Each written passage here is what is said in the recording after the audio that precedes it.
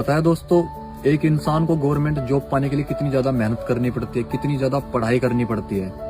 और हम सबको बचपन से ही पढ़ाया जाता है, किताबों में भी लिखा हुआ है कि प्रदूषण नहीं फैलाना चाहिए, पेड़ पौधे नहीं काटने चाहिए, जितने ज्यादा हो सके पेड़ पौधे लगाओ, पर्यावरण बचाओ। और आज वही गवर्नमेंट अरावली की पहाड़ी काटने की बात कर रही है। इतने सारे पेड़ पौधे एक साथ कट जाएंगे, पहाड़ कट जाएंगे, मतलब क्योंकि जो लोग ये करवा रहे हैं ना, उनका जीवन ज्यादा समय का बचा नहीं है। उनको पता है, उनको दिक्कत नहीं है आने वाले समय में, दिक्कत हम लोगों को है, हमारी आने वाली पीढ़ी को है। और ये सिर्फ राजस्थान की लड़ाई नहीं है, ये हम सबकी लड़ाई है।